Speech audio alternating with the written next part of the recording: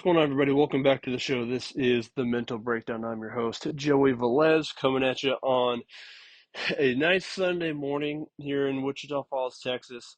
One thing I'm grateful for is actually the weather we have right now. It's a little bit cold, but it's not too bad. But it's really bright and blue skies. So I think why I appreciate that is because it kind of reminds me of home a little bit. Back in California, I don't think we ever had a bad day of weather back home.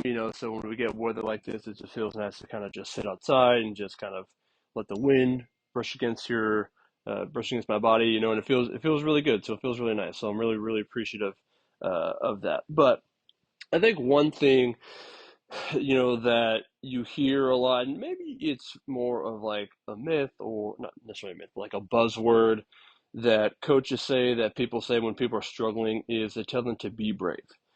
So what does that actually mean? So if we're looking at what does it take to be brave, uh, there's a couple of components to look at. So I think one is courageousness. So I think when you're talking about having courage, it's the ability to face fear, it's the ability to face pain and danger and uncertainty, and then continue to push forward. There's also confidence, so having this belief that I can overcome these setbacks, I can overcome these adversities that are placed in front of me. There's also clarity, right? So I think when it comes to being brave, it's really about understanding, what I'm afraid of, understanding my own fears, my own values, my own motivation, know what I'm risking in a given situation and why I'm risking whatever that is.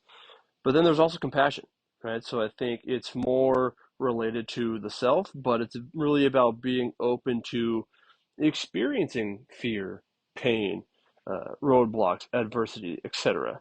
And what do all these things have in common in order to be brave is that there is some negative experience involved.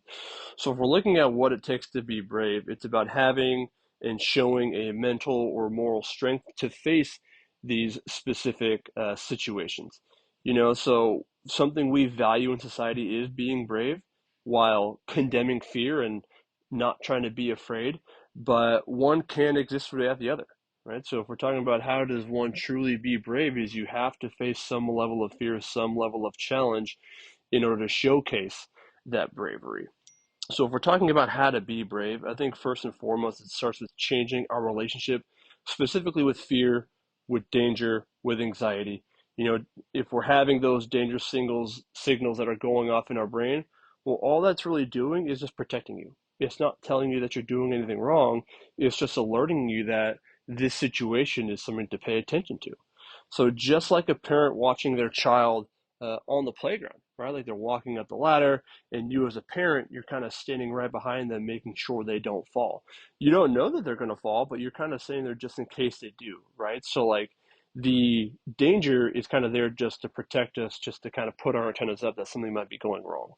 Um, I think you can also practice mindfulness, right? So I think using your breath, using your attention to focus on the present moment can not only help you grab control of your breathing, because I think oftentimes when we're in that fearful state, maybe our breathing starts to pick up a little bit, it becomes more inconsistent, but I think it also helps you handle the physiological aspect of fear.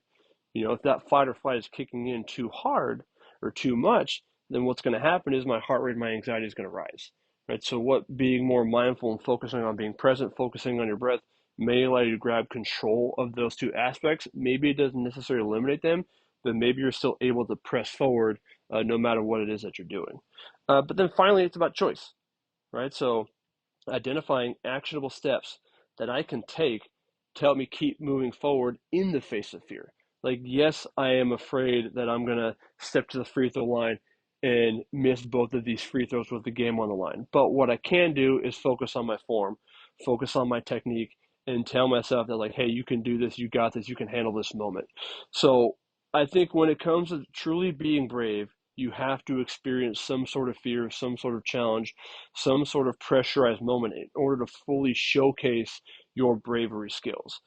So eliminating fear and anxiety isn't going to be possible, right? It's also something you don't want to do because it can help you create those actionable steps. It can help you behave in a manner that will help you get through these specific moments.